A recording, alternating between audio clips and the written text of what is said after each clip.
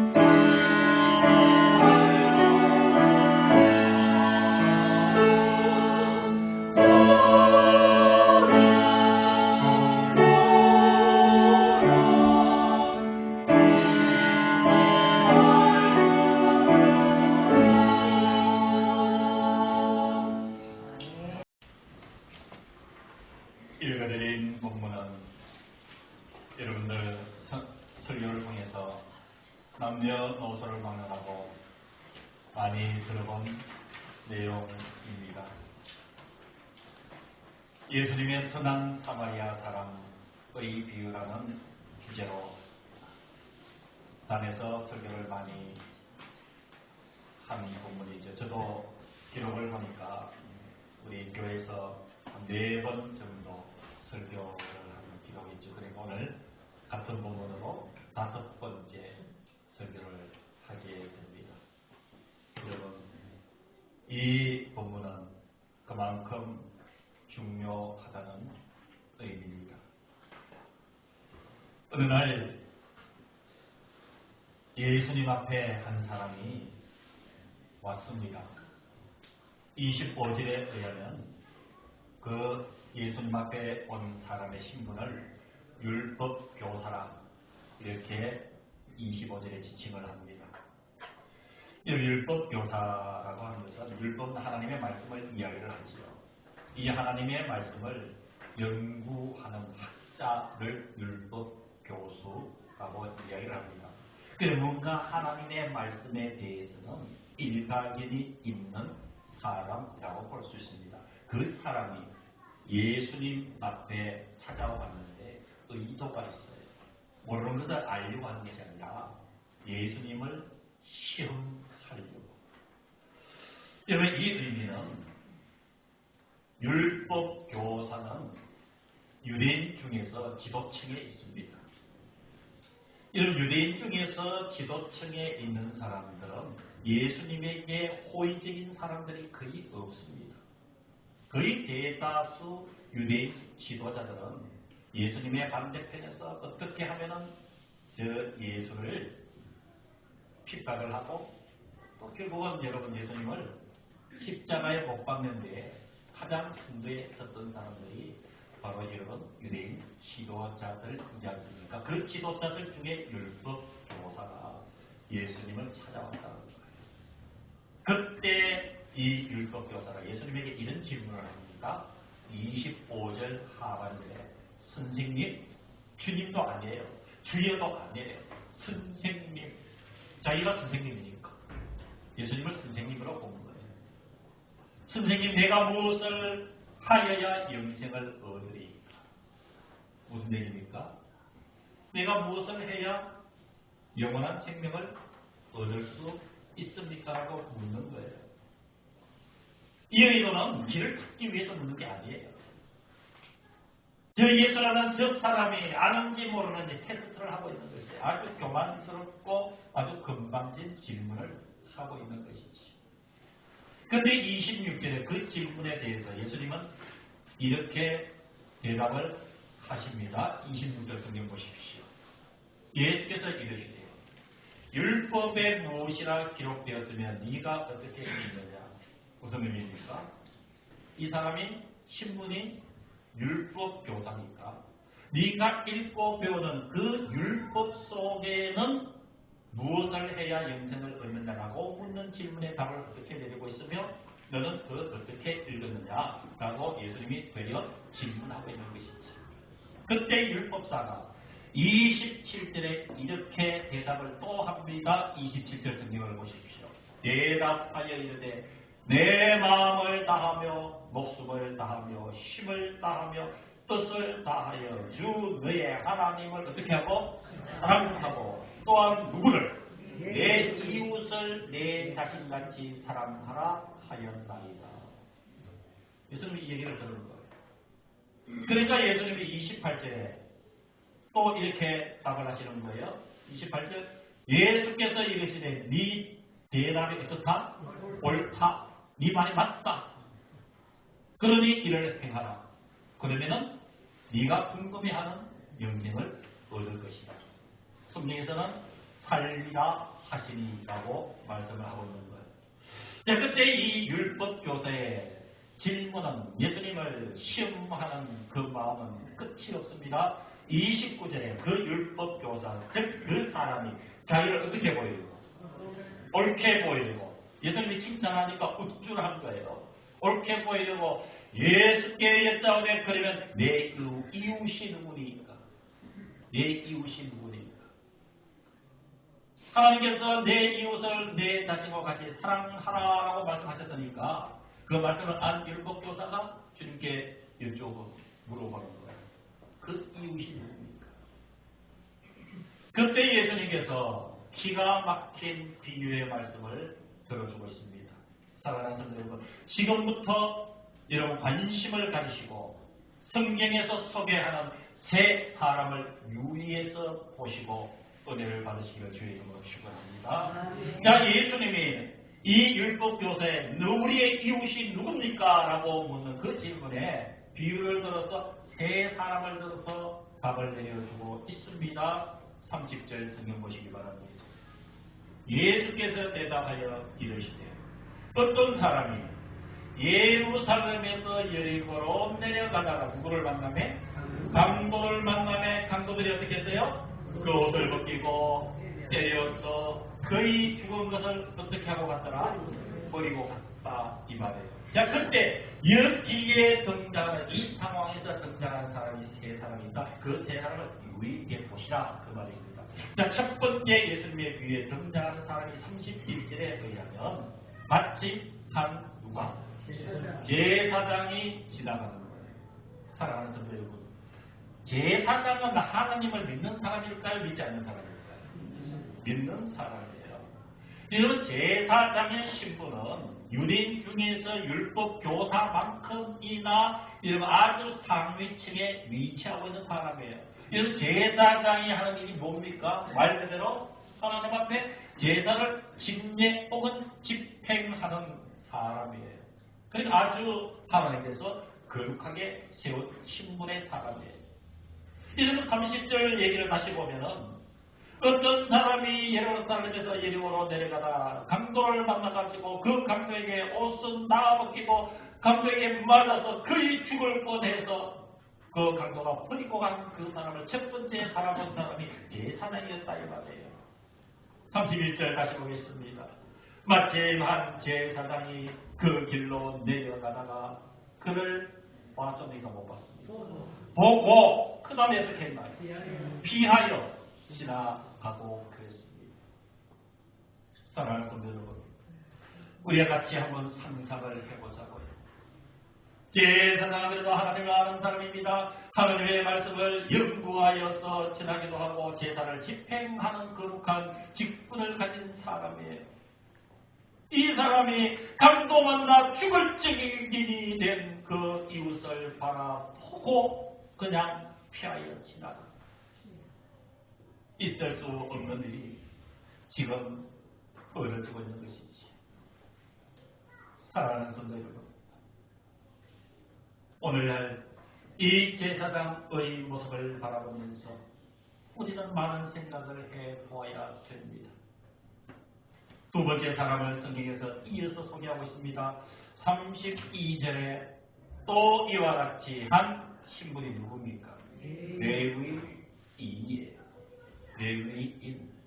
다시 한 번 더 여러분들에게 질문할게요.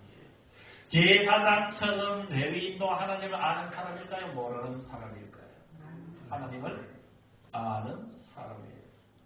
여러분, 구약 성경을 공부해 보신 분들은 이 레위인에 대해서 하나님이 어떻게 구별하셨는지 잘 아실 수 있을 거예요. 여러분, 레위인은 이스라엘의 12지파 중에 특별히 구별해서 세운 사람들이에요. 그래서 12지파의 인원수에도 들지를 않아요. 땅도 분별을 받지 못했어요. 레위인에게 맡겨주신 것은 성전에 대한 모든 관리를 맡겨주신 직책을 받은 사람들이 레위인이에요. 사랑하는 성도 여러분, 그러면 30절에 이 강도 만난 이 사람, 그 강도 만나서 죽어가는 이 사람을 본 레위인은 여러분 어떤 기대를 우리가 하고 있을까요? 어떻게 하기를 원할까요? 그를 붙잡고 싸매주고 도와줄 것을 우리는 상식적으로 예상하지 않습니까? 그런데 이게 웬일입니까? 하나님의 제사를 집행하는 제사장도 그냥 보고 피하여 지나가 버리고 말고, 이어서 그 강도 만난 사람에게 다가온 사람이 레위인인데 하나님의 성전을 관리하는 거룩한 직분을 가진 사람이 그곳에 이르러 그를 보았지만 피하여 지나갔다라고 성경은 기록하고 있습니다. 사랑하는 성도 여러분, 여기서 중요한 의의가 한 가지가 있는데, 여러분 강도 만나 죽을 지경이 된 사람을 다 보았다라는 거예요. 몰라서 지나쳤다는 것이 아니에요. 내 눈에 보이지 않아서 지나칠 수밖에 없었다라는 변명의 의지가 없는 거예요. 동일하게 제사장이든 레위인이든 그 쓰러져가는 사람을 보았다라는 거예요. 그런데 다 지나가 버립니다. 여러분, 그들의 마음은 어떤 마음이었을까요?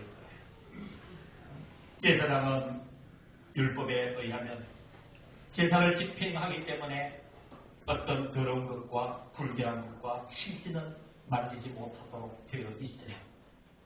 여러분, 그렇다 할지라도 지금 눈앞에 보이는 상황은 지나칠 수가 없는 상황이지 않습니까?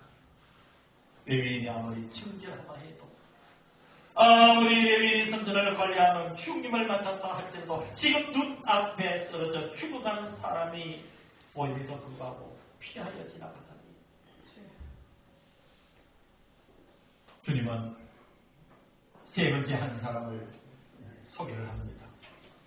33절에 의하면 어떤 사마리아 사람은, 여러분 사마리아 사람은 설명이 좀 필요합니다. 여러분 성경에서 사마리아 사람은 결론적으로 유대인들이 인간 취급을 하지 않는 사람들이에요. 유대인들이 인간 취급을 하지 않는 사람 중에 하나가 사마리아 사람들이에요. 이유는 이렇습니다. 사마리아 사람은 혼혈 민족이에요. 기원전 722년에 북이스라엘이 앗수르에게 멸망을 당하잖아요. 멸망을 당해서 그 북이스라엘 백성들이 흩어지게 돼요. 그런데 거기에 남아있던 유대인들이 있었어요.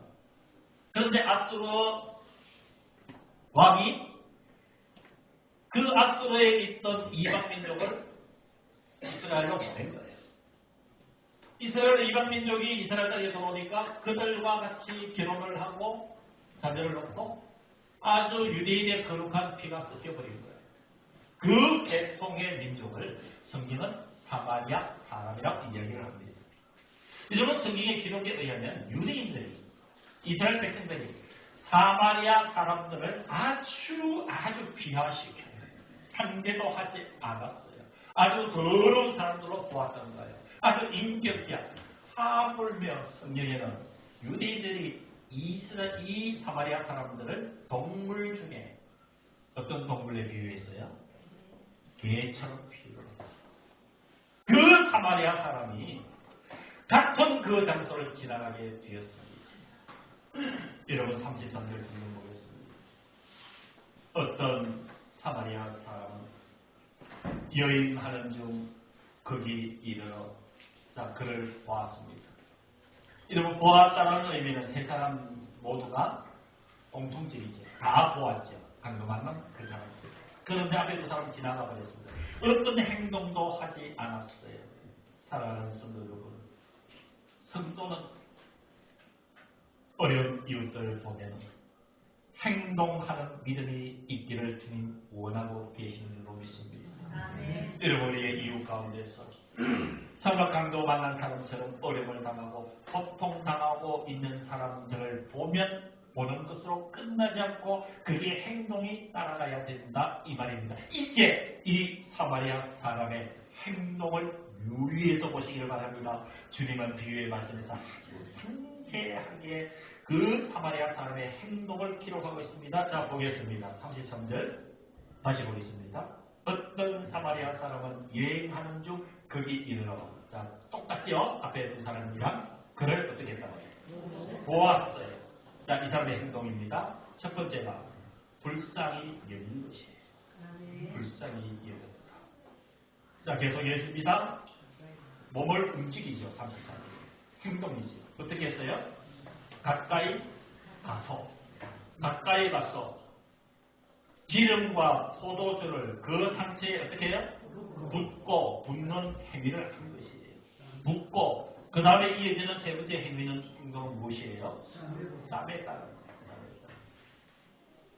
싸매고 다시 계속 사마리아 사람의 행동은 이어집니다. 자기 무엇에? 짐승의 나귀를 얘기합니다. 짐승에 어떻게 했어요? 태우고. 그 자기가 이제 바쁘니까 어디로 데리고 갑니까? 주막으로. 주막에 지금 같으면 여관을 얘기하는 거예요. 여관. 사람들이 유행한 사람들이 잠을 잘 수 있고 먹고 할 수 있는 그 여관을, 술 파는 데가 아니에요. 여관을, 숙소를 얘기하는 거예요. 그리로 자 5번째 행동인 거예요. 데리고 갔어. 데리고 갔어. 자, 그 다음에 어떻게 해요? 돌봐주는 거예요. 돌봐주는데 놀라운 것은 35절입니다. 자기가 돌봐주는 것으로 끝나지 않고 돌봐주면서 이 강도 만난 사람이 너무 상처가 심하니까 자기는 바쁜 거예요. 이 사마리아 사람은 바쁘니까 계속 곁에서 돌봐줄 수 없으니까 35절에 이렇게 얘기를 합니다. 그 이튿날. 그 이튿날은 얘기는 이 사마리아 사람이 하루를 그 강도 만난 사람과 함께 했다는 것이요. 이게 행동, 중요한 행동이죠. 함께한 행동. 자, 그 이튿날이 되었어요. 이 사마리아 사람이 누구에게? 주막 주인에게 뭘 2개를 주는 거예요? 데나리온 2. 이건 화폐를 얘기하는 거예요. 그 당시에 화폐가 데나리온이에요. 여러분 지금 우리나라 돈은 단위가 뭐예요? 단위. 우리나라 돈의 단위가 뭐예요? 원이죠. 원. 그런데 이 당시에 유대인들의 화폐 단위 중에서 여러 가지가 있지만 데나리온이라는 게 있어요. 데나리온은 1데나리온은 기준이 뭐냐면 성인이 하루 노동을 해서 얻는 수고비가 1데나리온이에요. 제가 따져보니까 여러분 요즘 웬만한 일을 하면은요 하루에 1당이죠. 1당이 대략 10만원 꼴이에요. 노동을 하면은 그 직장인이나 그리고 일을 하는 사람들이 기본적으로 하루에 한 10만원 정도 돼요. 그러니까 이 사마리아 사람이 이 강도 만난 이 사람을 도와주라고 주막 주인에게 몇 데나리온을 주잖아요. 2데나리온. 1당 이틀치를 한 20만원을 준 거예요. 여기서 놀라운 것은요. 제가 기록을 찾아보니까 이 주막의 하루 새가 다질리 얘기하면 1데나리온 가지고 이 주막에서 12털을 살 수가 있는 거예요. 12털. 1데나리온 가지고 지금 이 주막에서 며칠을 살 수 있다고요? 12털. 자, 이제 곱하기 한번 해보자고요. 2데나리온을 줬으면은 주막에서 이 강도 만난 이웃을 며칠 동안 유하게 할 수 있나요? 12 곱하기 2니까 24일. 그러니까 이 사마리아 사람은 생각이 이거예요. 보니까 강도 만난 사람이 너무 중하니까 내가 하루를 돌봐주고 보니까 이거는 하루 이틀 갖고 되질 않겠다 해서 2데나리온을 주면서 주막 주인에게 내가 돌아올 때까지 그러니까 24일 정도는 돌봐달라는 거예요. 자, 그러면서 이렇게 얘기를 해요. 35절 뒷부분에. 데나리온 2를 내어주며 이르되, 자, 이 사마리아 사람이 이렇게 얘기합니다. 이 사람을 어떻게 해주라? 돌보아주라? 비용이 어떻게 되면? 더 들면 내가 돌아올 때 어떻게 하리라? 갚으리라. 자, 이렇게 얘기를 하면서 예수님이 이 율법사에게 어떻게 하면 내가 구원을 받겠습니까? 묻는 율법사에게 이런 비유를, 세 사람의 비유를 해주시면서 36절에 이 율법 교사에게 최종적으로 생각을 묻는 거예요. 생각을. 36절 성경 보십시오. 네 생각에는, 율법 교사에게 네 생각에는 내가 얘기한 이 세 사람 중에, 즉 제사장과 레위인과 사마리아 사람 중에 누가 강도 만난 자의 이웃이 되겠느냐, 이렇게 물으시는 거예요. 그러니까 율법 교사가 대답을 어떻게 했을까요? 제사장이라고 얘기했을까요? 레위인이라고 얘기했을까요? 여러분 같으면 이웃이 누구라고 대답하시겠어요? 여러분들도 당연히 도와준 사마리아 사람일 거예요. 그래서 율법교사가 예수님의 질문에 이 세 사람 중에 누가 강도 만난 자의 이웃이 되겠느냐? 라고 묻는 질문에 율법교사가 37절에 이르되 무엇을 베푼 자니이다? 자비를 베푼 자니이다. 예수께서 길로 내리셔요. 어떻게 해요? 가서 너도 이와 같이 하라. 사랑하는 성도들, 마지막 37절에 주님의 결론의 말씀, 가서 너도 이와 같이 하라. 이 말씀은 오늘 말씀을 대하는 이 시대에 누구에게 하시는 말씀일까요? 바로 우리에게 하시는 하나님의 말씀인 줄로 믿습니다. 오늘의 말씀의 결론을 내리고자 합니다. 벌써 11월달이 시작이 되었습니다.